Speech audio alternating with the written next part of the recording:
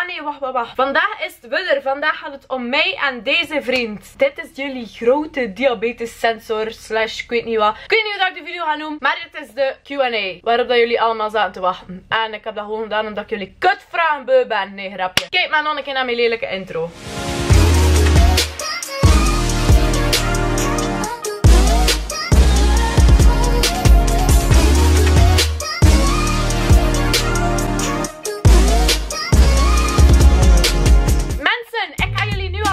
Jullie gaan veel achtergrondlawaai horen, want ze zijn aan het werken in mijn straat.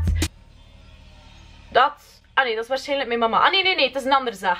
Grapje mama. Ik heb nu ongeveer 4 à 5 maandjes mijn sensor. En ik heb in september 12 jaar diabetes. En ik heb daar al video's rond gemaakt. Maar het is nooit genoeg voor jullie. Nee. Ik heb in de comments mijn diabetes video's gezet. En in de eerste video leg ik dus uit hoe dat mijn diabetes gekregen heb. Hoe dat ik dat ervaren heb en zo. Die andere video is gewoon een random vlogje met diabetes. En in die andere is eigenlijk kinda emotional. Want dat is dus de dag dat ik mijn sensor kreeg. Daar zie je dus mij voor laatst prikken. Zie je mij mijn sensor voor het eerst steken. Maar daar is het eigenlijk gestopt met de uitleg. Jullie blijven vragen stellen van wat is die sensor en zo. Maar ja. Ik heb dus gezegd tegen mezelf van kijk, ik doe gewoon een fucking Q&A, stuur al jullie kutvragen door. Ik ga er gewoon op antwoorden. Ja, ondertussen zijn we al een paar maandjes verder. En ik heb mijn sensor nog altijd. En ik ben nog altijd super tevreden. Dus nogmaals bedankt naar het doktersteam en iedereen dat mij gesteund heeft op de weg naar de sensor. Moment zelf, daarna, ervoor, alles. Hoe breng je de sensor aan? Was een van de vragen. Ik kan nu gewoon hiermee beginnen. Dat kun je dus wel zien in die sensor video. Dus in de derde linkje van die 3 video's die hieronder staan. Daar zie je hoe dat ik de sensor aanbreng. Dus je hebt dus een doosje, er zit daar een ei in. En een potje dat op zo'n koffiepad ligt. Dus dan moet je dat erin steken. Zodra je op je arm zet. Een skiet, voilà, hup, het erin. En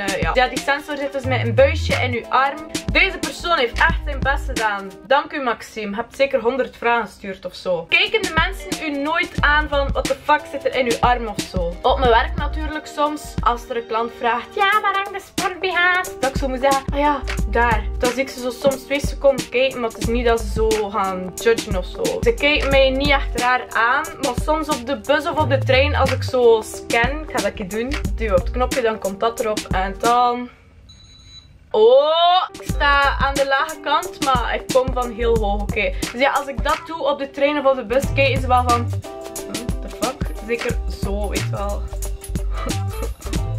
Ik kijk er eigenlijk ook echt niet achter. Ik let daar ook niet op. Als ik mijn spuit doe in het openbaar. En dan is er altijd wel iemand dat begint. Mijn oma heeft dat. Oude mensen die komen zeggen van... Ja meisjes, hebben jullie dat je fucking drugs doet op station? Een vriend van mij heeft ooit nog iemand gehad die vroeg aan hem... Hey, verkoop je ook? Dus dat is wel funny.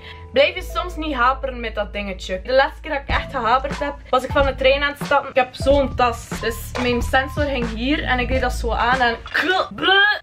En ja, die ging wel half los. En dat doet wel tering veel zeer, want dat is like een pleister. Uiteraard ga je wel zelf een beetje voorzichtiger zijn als je kleren aan doet of wat je iets doet. Of het is meer andere mensen. Als ze een knuffel komen, oh, mijn sensor, let op. Triggert dat geen alarm in de winkels of zo? Nee, maar het zit nou wel stralingen in en zo. En die kunnen onderbroken worden. Onder de zonnebank mag ik gaan. Maar bijvoorbeeld als ik onder zo'n scan moet in het ziekenhuis, moet ik dat wel afdoen. Want die sensor gaat niet meer werken. Of dat gaat storing geven daarop. Maar in de winkels gebeurt dat wel niet. Nee. Kan je dat nog uitdoen of niet? Dat vragen er ook veel mensen. Ja, dat is dus niet permanent. Hè. Ik moet die dus echt om de 2 weken vervangen. Dat is dus effectief echt een pleistertje. Dus je kan de pleister eraf halen. En dat hangt daar dan gewoon aan. En dat buisje zit daar gewoon in. Dan moet ik dus de een eraf halen en de andere erin steken. Zijn er nu leuke openingszinnen die ik kan gebruiken? Ik heb daar nog niet over nagedacht. Er zijn natuurlijk wel diabetes openingszinnen. Zo van, hey, you make my sugar go high, because you're so sweet. Zedelijk insuline voor mij. Ik kan niet leven zonder.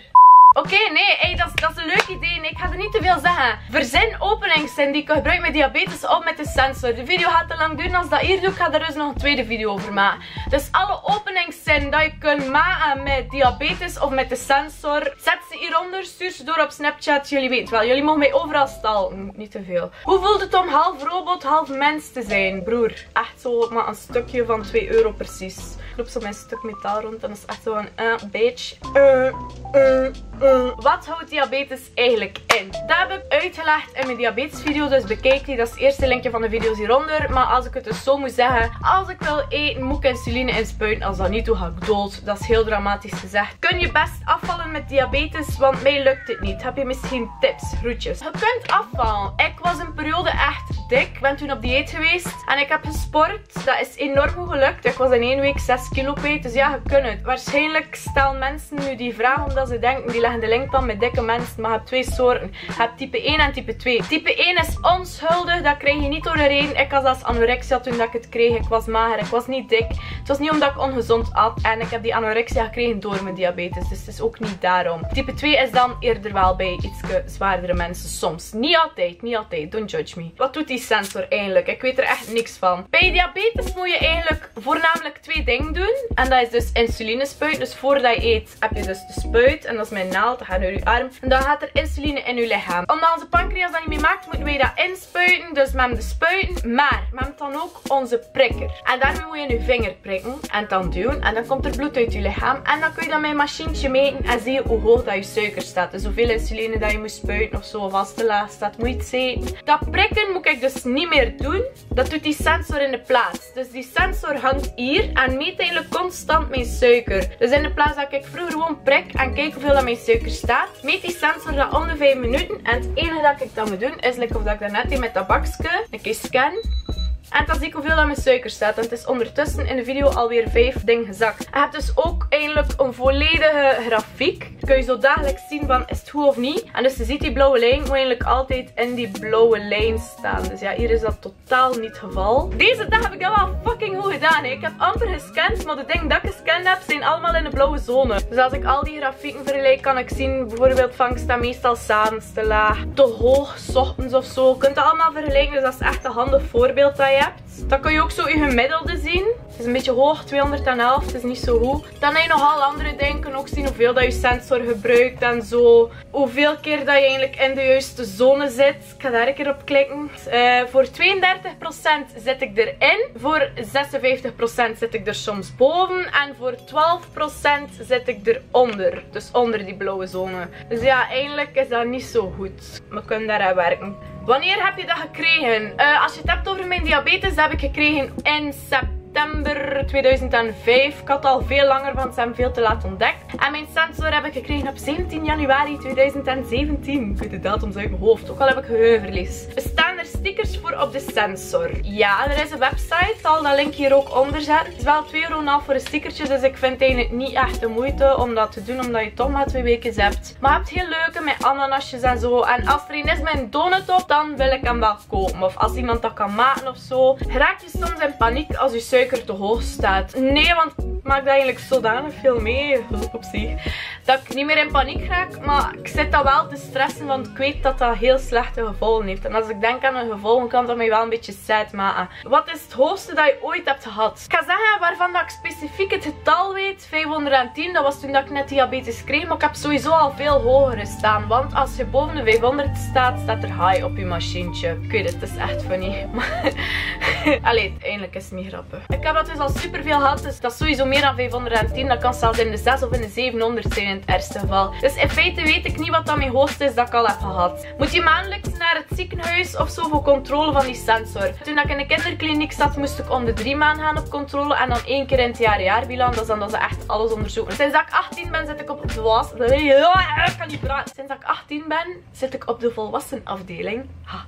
En daar moet ik dan maar om het half jaar gaan. Moet je sensor altijd op dezelfde plaats? Nee, dat wisselt af. Je zit nu in die arm, dus de volgende keer zit hij weer in die arm. Wat is de meest vervelende opmerking of de vreemdste opmerking dat je al hebt gehad over je diabetes? Als ik zeg ik heb diabetes, zo van, maar zit je toch niet dik? Nee, dat is echt, dat is fucking vervelend. Diabetes, you guys, you feel me, echt waar. Welk gevoel had je toen je hem voor het eerst kreeg? En wel, kijk, ik ga dat nu niet vertellen. Ik ga gewoon zeggen, kijk naar de video van de sensor. Daar ga je het gewoon zien. Ik had gewoon 1000 emoties in één. Ik ben begin wenen. Dat was angst angst en geluk die aan het vechten waren en daar komt er traan van. Kun je een sensor ook in andere kleuren krijgen? Nee, die is altijd basic wit, maar zoals ik zei, kun je er wel stickertjes op plakken of je kunt natuurlijk ook altijd zelf tekenen erop. Wordt die plek niet geïrriteerd als je die sensor daar altijd prikt? Wel, voor dat te voorkomen moet je hem dus inderdaad op verschillende plaatsen. Als ik hem aftrek, ik altijd een skelke vlees mee. Ten slotte is het gewoon nog altijd de gewone pleister. Dus als je last hebt van pleisters, ga je misschien bij je sensor ook wel last hebben. Is diabetes voor jou een soort van beperking? Voelt het voor jou aan als een ziekte? PS Bikluif voor jou. Dankjewel. Voor mij voelt het niet aan als een ziekte, omdat ik mij ook niet zo gedraag. Ik probeer zoveel mogelijk te leven zoals normale mensen. Ik eet wat ik wil, wanneer dat ik wil. Als er iemand daarover zaagt, stop ik mijn mooie vingeren. Die sensor pakt geen vrijheid af, maar het maakt me wel een beetje bang voor sommige dingen. Ik zie zo bijvoorbeeld mensen modderworstelen of zo. Dat is iets dat ik super graag zou doen. Ik weet dat dat ook echt random is. Maar met die sensor lukt dat niet. Want ze gaan eraan haperen en je gaat afvallen. Nou ja, ken je het? Ik ben echt een stresskip op dat vlak. Valt dat niet super veel af en je gaat gaan zwemmen of zo? Ik ga nooit zwemmen, dus ik weet dat niet. Ik heb een vriend en die zit vaak in de jacuzzi. En daar, daar kan dat wel afvallen. Maar dan echt dat je daar zo uren in zit. Snap je? Als je echt overdrijft, gaat dat daarom niet in derste dingen afvallen. Maar dat kan wel loskomen daardoor. Maar er bestaan dus ook pleisters dat je daarop kunt doen. En ja, blijf nog altijd zelf ook een pleister. Maar wel een stevige. Dat zijn echt stevige pleisters. Soms krijg ik hem er niet af als ik hem moet vervangen. Oké, nu komt er een leuke vraag. Hoe voelt het als je suiker niet goed staat? Dus dat kan te hoog of te laag staan. Als het te hoog staat, voel het letterlijk of dat je aan het sterven bent. Je bent ook aan het sterven. Alles is aan het verlammen. Alles is aan het afsterven. Heel dramatisch gezegd. Bij mij voelt dat of dat ik niet kan bewegen. En dat is ook zo. Ik kan opstaan en zo. En dan is mijn suiker slecht. En wil ik zo mijn make-up doen. Maar ik kan mijn borstel niet eens vasthouden. Ik weet dat dat heel raar klinkt. Maar ik word echt duizelig. Geloof mij, dat is echt een van de ergste dingen dat je kan voelen. Precies. Dat voelt letterlijk of dat je aan het sterven bent. Je hebt ook hoofdpijn. En dat is gewoon suiker dat naar je fucking hersens gaat. Dus dat is echt niet gezond. Het is gewoon lekker of dat je high bent dan. Maar op een rustige manier. Zo de relaxte high. Zo gewoon van, oké. Ja, maar ik kan totaal niet recht staan. Mijn spieren wil niet meewerken. Je moet ook heel de tijd plassen. En dat doet ook zo pijn in je neus. Dat is echt raar. Dat is lekker of dat er zo iets brandt door je neus. En als dat te laag staat, ben je gewoon fucking dronken. En ben je high in de actieve manier. En dan ga ik ook echt rare dingen doen. In Zwitserland op diabeteskamp ben ik verkeersborden gaan knuffelen. Heb ik gaan liggen op de straat en heb ik gezegd van wow, ik heb nog nooit de straat gehad die zo goed lag. Ik heb geheim doorverteld. Snap je? Het is echt lekker of dat je gedronken hebt. En dat voelt echt zo fucked up. Ik weet van mezelf van fuck, ik ben nu echt bullshit aan het zeggen. Maar je kunt er niks aan doen. Maar je zit er wel van op de hoogte. Maar nadien weet ik het dan wel niet meer. Nadien gaan de vrienden naar mij komen en zeggen van je hebt dat gezegd, je hebt dat gezegd. Ga ik iets zeggen van the fuck heb ik dat echt gezegd? Sarah, je weet waarover ik het heb. Uw hersens en uw spieren werken dan ook niet samen. Ik lig soms in mijn bed, mijn suikers te lagen. Dan zeggen mijn hersens van wow, kijk, je moet cola gaan halen. Maar mijn armen en mijn benen liggen daar van nah, bitch, not today, you better die. Weet wel, dat gaat niet. Ik blijf gewoon liggen. Dat wil niet samenwerken. Mag je eigenlijk alles eten? Van mezelf wel. Normaal moet je opletten en moet je zo denken aan zoetstoffen. Bijvoorbeeld, ik moet wel altijd cola zero drinken. Behalve als mijn suiker laat staat, moet ik cola drinken. Dus ja, in feite mag je niet alles eten. Maar ik eet alles en ik leef nog en ik ben fucking gezond. Dus mag je alles eten? Als je dat wilt, ja. Ik denk dat ik het hierbij ga laten. Ik ben eigenlijk echt al meer dan een half uur aan het filmen. Ik weet echt niet hoe dat ik dat ga editen. Die video gaat zo fucking saai worden. Maar als je toch uitgekeken hebt tot hier, zet het dan in de comments. Dan weet ik dat als het interessant was of niet. Ik ga mezelf echt haten. Niemand gaat dat in de comments zetten. Niet iedereen gaat commenten. Maar oké, ja. Probeer het zoveel mogelijk te doen. Like zeker de video. Ben blij dat ik dat hier eindelijk heb kunnen doen. Als jullie nog vragen hebben, stuur ze ook. Misschien dat ik ooit nog een deel 2 maak. Die openingszin zeker niet vergeten. Aan de mensen die sowieso straks gaan vragen van waar komt die t-shirt. De link staat hier ook onder. Ga zeker gaan kopen. Nieuwe collectie. Check de foto's van de fotoshoot op mijn Facebook pagina. Hopelijk krijgen jullie nooit diabetes. En als je het wel krijgt, je weet dat je bij mij altijd welkom bent voor vragen te stellen en zo. En dan ga ik het hierbij laten. Volg mij op alle sociale media linkjes die hier allemaal onder staan. Check de video's zeker. En totdat ik er weer zie. Met of zonder sensor. Of een hoog grafiekje. Of hoge glucosewaarden. Enzovoort. Doei!